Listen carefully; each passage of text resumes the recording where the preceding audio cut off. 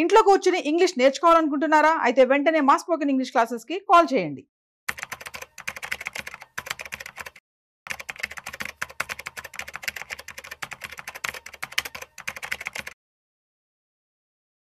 చాలా మంది కూడా రిటైర్డ్ అవ్వడానికి సిద్ధమవుతూ ఉంటారు.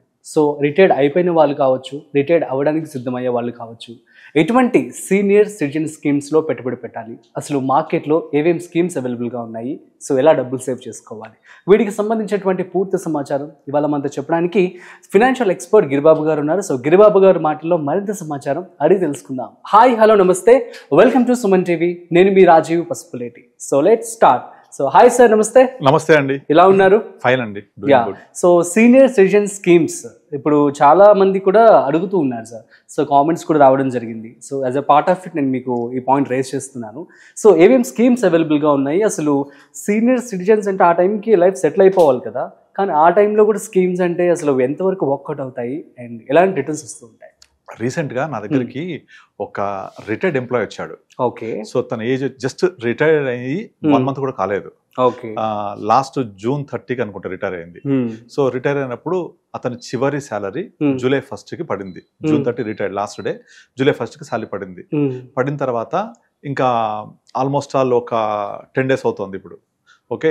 సో తనకి నెమ్మదిగా ఇక నెక్స్ట్ August 1st నుంచి నాకు శాలరీ రాదు అనే విషయం అర్థమైన కొద్దీ literally you believe are not డిప్రెషన్లోకి వెళ్ళిపోయి ఉంటారు. అసలు చాలా అసలు మాటలో చెప్పలేని ఒక స్థితిలోకి వెళ్ళిపోతున్నారు ఆయన. గత 32 సంవత్సరాల నుంచి సర్వీస్ లో ఉండి 32 సంవత్సరాల నుంచి ప్రతి నెల ఫస్ట్ టింగ్ అని మెసేజ్ వచ్చేసరి పొద్దున శాలరీ పడేది. అలాంటిది నాకు చివరి శాలరీ వచ్చేసింది, ఇక నెక్స్ట్ August 1st నుంచి శాలరీ రాదు అనే విషయాన్ని గుర్తొచ్చి చెప్పిన వల్ల డైజెస్ట్ చేసుకోలేకపోతున్నాడు తను. అయ్యో. మరి మీరు ఏం చేశారు సార్? ఇప్పుడు ఇదివరకు సంపాదించినది ఏంటి అంటే, నాకు చాలా బాధ్యతలు ఉండే, మాకు 3 పిల్లలు, 2 పెళ్లిళ్ళు అయిపోయాయి, ఇంకొక సంబంధం ఇంకొక వాళ్ళకి పెళ్లి చేయాలి, సిస్టర్స్ ని సెటిల్ చేసేది ఉండే, పేరెంట్స్ ని చూసుకోవాలి, ఒక్కనే కొడుకుని, నాకు 3 చెల్లెళ్ళు, ఒక అక్క, అందరికి సెటిల్ చేయడం, ఇలా బాధ్యతలతోటే గడిచిపోయింది. ఇప్పుడు నాకు 3 పిల్లలు, 2 సెటిల్ అయిపోయారు, ఒక్కరికి నేను ఇప్పుడు పెళ్లి చేయాలి. నాకు ఇప్పుడు రిటైర్ అయ్యాక డబ్బులు వస్తాయి, కొత్త రిటైర్మెంట్ కార్పస్ వస్తాయి. వచ్చిన తర్వాత ఆ డబ్బులతోటి ఇప్పుడు నాకు 3వ సంతానానికి పెళ్లి చేయాలి, సెటిల్ అయిపోతుంది. కానీ ఇక్కడ నా ప్రాబ్లం ఏంటంటే, నాకు మంత్లీ ఇన్కమ్ ఎవరు ఇవ్వాలి? ఓకే. ఇప్పుడు నా వయసు 61 సంవత్సరాలు, స్టేట్ గవర్నమెంట్ అయినా. సో 61 సంవత్సరాలు, ఇంకా నేను కనీసం వర్స్ కండిషన్ లో కూడా ఒక 20 సంవత్సరాలు బతకొచ్చు కదా. ఇప్పుడు మనం నార్మల్ గా మన గ్రాండ్ ఫాదర్స్ చూస్తే వాళ్ళ రిటైర్మెంట్ ఏజ్ తర్వాత బ్రతిక ఏజ్ తక్కువ ఉండేది, మన ఫాదర్స్ ఏజ్ నుంచి కొంచెం పెరిగింది. ఇప్పుడు జనరేషన్ ఇంకా పెరుగుతోంది. సో అట్లీస్ట్ ఒక 10 నుంచి 15 సంవత్సరాలు తను హ్యాపీగా జీవనం కొనసాగించవచ్చు. కానీ ఈ టైంలో తనకి ఎవరు ఇవ్వాలి? అయితే పెన్షన్ వస్తుంది, కొంచెం ఒక పెన్షన్ వస్తుంది, డౌట్ లేదు అందులో. కానీ అతని బాధ్యతలు పూర్తిగా అవ్వలేదు. ఎంతైనా పెన్షన్ అనేది ఫుల్ అమౌంట్ రాదు కదా. సో ఆ వచ్చే డబ్బులు సరిపోతాయా? సరిపోవు. అండ్ అన్ఫార్చునేట్లీ సొంత ఇల్లు కూడా లేదు. అయ్యో. మెజారిటీ ఆఫ్ అమౌంట్ కిరాయికి వెళ్ళిపోతుంది. తర్వాత మెయింటెనెన్స్ ఇవన్నీ కావాలి. సో ఆ వచ్చే డబ్బులు ఎలా మేనేజ్ చేసుకోవాలి చెప్తూ ఉంటే నాకు చాలా బాధ అనిపించింది. అసలు నాకు ఒక పక్క కోపం వచ్చింది కూడా. ఇప్పుడు మీరు ఎన్ని బాధ్యతలు ఉన్నా కూడా మీరు ప్రతి నెల సంపాదించే సంపాదనలో 90% మీవి ఈరోజు ఖర్చు పెట్టుకోవడానికి. అట్లీస్ట్ ఒక 10% రేపటికి దాచిపెట్టుకోవాలి కదా. ఆ రేపు అనేది ఖచ్చితంగా వస్తుంది కదా. మీరు రిటైర్ అవుతాం కదా, రిటైర్ అయిన తర్వాత మళ్ళీ మీకు ఎవరిస్తారు? రెగ్యులర్ ఇన్కమ్ ఇవ్వాలి కదా. సో అదంతా స్పృహ మనకు ముందు నుంచే ఉండాలి. ఇప్పుడు వచ్చి నేను ఏం చేయాలి అనే క్వశ్చన్ అది మీరు అడిగినట్టుగా. అయితే అతనికి రిటైర్ అయిన తర్వాత కొంత కార్పస్ వస్తుంది, కొంత పెద్ద మొత్తమే వస్తుంది. నేనేం చెప్పారంటే, ఆల్రెడీ వచ్చేదాన్ని మీరు కొంత ప్రధానమంత్రి వైవందన్ యోజన అని ఒక స్కీమ్ ఉంటుంది, అది ఫిక్స్డ్ ఇన్కమ్ ఇచ్చే స్కీమ్. అది అందులో మంత్లీ ఇన్కమ్ పెట్టేసుకోండి. తర్వాత పెద్దల పొదుపు పథకం పోస్ట్ ఆఫీస్ లో, దానికి సీలింగ్ ఉంటుంది. అందులో వైఫ్ పేరు మీద తన పేరు మీద కొంత చేసేసుకొని అందులో క్వార్టర్లీ పే అవుట్స్ ఉంటాయి, అది తీసుకోండి. Remaining amount mutual funds, balance funds అని ఉంటాయి, ఆ బ్యాలెన్స్ ఫండ్స్ లో పెట్టుకోండి. ఈ బ్యాలెన్స్ ఫండ్ లో పెట్టుకోవడం వల్ల మీకు ఏమవుతుందంటే, ఒక 6 to 7% సిస్టమాటిక్ విత్డ్రాల్ ప్లాన్ పెట్టుకుంటే మీకు ఎవ్రీ మంత్ కొంత మంత్లీ ఇన్కమ్ లాగా వస్తూ ఉంటుంది. కొంచెం ఎలాగ పెన్షన్ వస్తుంది. ఆ పెన్షన్ అమౌంట్ వచ్చేసి మీకు ఇవన్నీ కలుపుకుంటే కొంతవరకు సరిపోతుంది. కానీ ఇక్కడ ప్రాబ్లం ఏంటంటే, అతని బాధ్యతలు పూర్తిగా అయిపోలేదు. ఇంకా మెయిన్ గా ఓన్ హౌస్ లేదు. ఓన్ హౌస్ ఉంటే రెంటల్ ఎక్స్పెండిచర్ లేకపోవడం వల్ల చాలా వరకు హ్యాపీగా గడిపేయచ్చు. కానీ మెయిన్గా రెంటల్ ఎక్స్పెండిచర్ ఉంది, అదర్ ఎక్స్పెన్సెస్ ఉన్నాయి, ఇంకా వాళ్ళ పిల్లల మనవాళ్ళు వస్తారు, కొన్ని రకాల ఎక్స్పెన్సెస్ ఉంటాయి.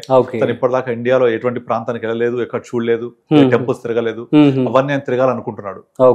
ఇండియా మొత్తం ఎక్స్ప్లోర్ చేయాలి నేను అంటే, దేవాలయాలు వెళ్ళాలి, వైష్ణోదేవి ఆలయంకి వెళ్ళాలి, మానసరోవర్ యాత్రకు వెళ్ళాలి, నేను నార్త్ ఇండియాకి వెళ్ళాలి. ఇది ఏది ఇప్పటిదాకా నా ఉద్యోగ జీవితంలో పొద్దున్న లేస్తే రాత్రి వరకు జాబ్ అలా చేస్తూ నేను అసలు లైఫ్ ని లివింగ్ అనేది నేను మర్చిపోయాను. జీవితం అంటే జీవించడం కదా, అది లేదు. ఇవాళ వచ్చి నాకు టైం ఉంది కానీ డబ్బులు లేవు. అప్పుడేమో డబ్బులు ఉన్నాయి కానీ టైం లేదు. సో ఇవాళ టైం ఉంది కానీ డబ్బులు లేవు. సో మొదట మన వయసులో ఉన్నప్పుడు కూడా అంతే, టైం ఉంటుంది, ఎనర్జీ ఉంటుంది, డబ్బులు ఉండవు. తర్వాత డబ్బులు ఉంటాయి కానీ టైం ఉండదు. ఇవాళ డబ్బులు లేవు కానీ టైం ఉంటుంది, ఎనర్జీ కూడా ఉండదు. కనుక ఎప్పుడు ఈ మూడింటిని బ్యాలెన్స్ చేసుకుంటూ వెళ్ళాలి, టైం, మనీ, ఎనర్జీ, ఈ 3 కూడా. అది బ్యాలెన్స్ చేసుకుంటే మన లైఫ్ కూడా బ్యాలెన్స్ ఆఫ్ పేమెంట్స్ లాగా పర్ఫెక్ట్గా వెళ్తుంది. సో అతనికి వచ్చే డబ్బుల్ని ప్రాపర్గా ఇన్వెస్ట్ చేసుకోవడానికి అన్ని ప్లానింగ్ చెప్పాను నేను. అదే మీరు అడిగినట్టుగా పెద్దల పొదుపు పథకం ఒకటి పోస్ట్ ఆఫీస్ వాళ్ళు ఇస్తారు, గ్యారంటీడ్ రేట్ ఆఫ్ రిటర్న్ ఉంటుంది, 5 years లాక్ ఇన్ ఉంటాయి. ప్రధానమంత్రి వైవందన్ యోజన ఇందులో చేసుకోవచ్చు. ఇక మూడోది, ఈ రెండున్న తర్వాత బ్యాంక్ ఎఫ్డీకి వెళ్ళాల్సిన అవసరం లేదు. ఎందుకంటే మెయిన్ గా చాలా మంది ఏం చేస్తారంటే ఇక్కడ తప్పు చేస్తారు, బ్యాంక్ ఎఫ్డీ చేసేసి కూర్చుంటారు. బ్యాంక్ లో చేస్తే ప్రాబ్లం ఏంటంటే రీఇన్వెస్ట్మెంట్ రిస్క్ ఉంటుంది అక్కడ.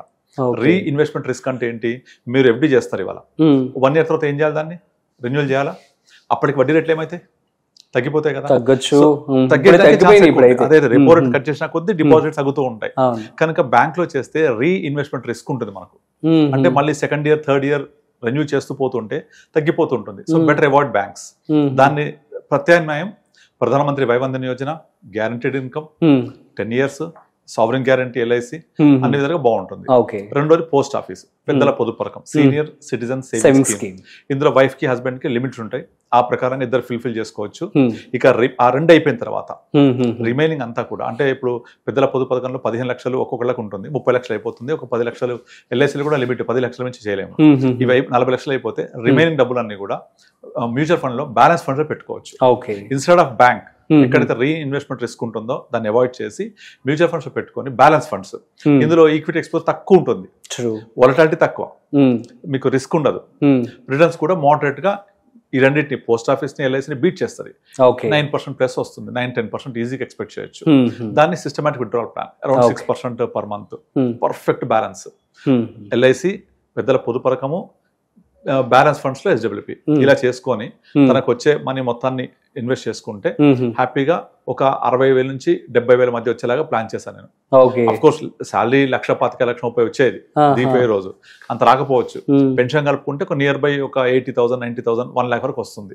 సో అందులో రెంట్ ఒక 30,000 పోతుంది, మన మెయింటెనెన్స్ ఎక్స్పెన్సెస్, మెడికల్ ఎక్స్పెన్సెస్ ఇవన్నీ పోతే ఇక ఆడికాడికి సరిపోయేలాగా ప్లాన్ చేసాం అనమాట. హ్యాపీగా ఫీల్ అవుతున్నాడు, హ్యాపీ ఫీల్ అయ్యాడు. సో కానీ కాకపోతే తను ఫస్ట్ మినిట్ లో నేను రిటైర్ అయ్యాను, నాకు శాలరీ రాదు, ఫస్ట్ వస్తే నాకు ఏం చేయాలి అర్థం కావట్లేదు, నాకు రెంట్ కట్టాలి, ఇవన్నీ ఉన్నాయి. మరి ఎందుకు ఇల్లు తీసుకోలేదు అంటే ఊర్లో ఉంది. అయ్యో, కానీ ఊర్లో ఉంది కానీ అది అమ్మాలంటే అమ్మలేము, అటాచ్మెంట్. మరి హైదరాబాద్ లో సెటిల్ అయ్యాం కదా, ఇక్కడ ఇల్లు కొనుక్కోవాలంటే కొనలేము, కామన్ మ్యాన్ కి అందే పరిస్థితులు లేదు ఇల్లు ఇప్పుడు. సో ఇక్కడ కొనలేము, ఉన్నది అమ్మలేము, అక్కడ వెళ్ళి ఉండలేము, ఇక్కడ ఉండాలి. సో ఇవన్నీ ప్రాబ్లమ్స్. అక్కడ కిరాయి వస్తుందా, రాదు, ఇక్కడ కిరాయి ఎక్కువ కట్టాల్సి వస్తుంది. ఇవన్నీ ప్రాబ్లమ్స్. అండ్ పిల్లలకు మ్యారేజ్ అయింది, బట్ వాళ్ళంతా వాళ్ళ ఉద్యోగరీత్యా ఎక్కడ కూడా సెటిల్ అయిపోతున్నారు, బెంగళూరు అని వేరే వేరే ప్లేస్లలో వెళ్ళిపోతున్నారు, అబ్రాడ్ ట్రై చేస్తూ ఉంటారు. సో ఇంకా పిల్లలకు పెళ్లి లేక వాళ్ళ ఓన్ హౌసెస్. సో చివరికి మిగిలేదు ఎవరు, నేను నా వైఫ్ ఇద్దరమే. సో మళ్ళీ రెంట్ కట్టుకోవాలి మేము.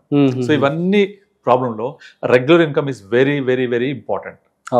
సో అది మీరు ప్లాన్ చేయాల్సింది చాలా ముందుగా చేయాలి. మీరు 35-40s లో ప్లాన్ చేయాలి. 60 years వచ్చి ప్లాన్ చేస్తే కష్టం అది. బట్ స్టిల్ ఇలా ప్లాన్ చేసుకొని we have given the best practice. Super sir, thank you so much. So guys, అర్థమైంది కదా. సో ఇట్లాగా మీరు ప్లాన్ చేసుకోండి మీ యొక్క ఇన్కమ్ని కావచ్చు, అదేవిధంగా సో రిటైర్మెంట్ తర్వాత ఈ విధంగా ఇన్వెస్ట్మెంట్ చేసుకొని డబ్బులు సేవ్ చేసుకోండి. So that's it. సో మరొక ఇంట్రెస్టింగ్ కాంటెంట్తో మళ్ళీ కలుద్దాం. అంతవరకు చూస్తూనే ఉండండి సుమన్ టీవీ.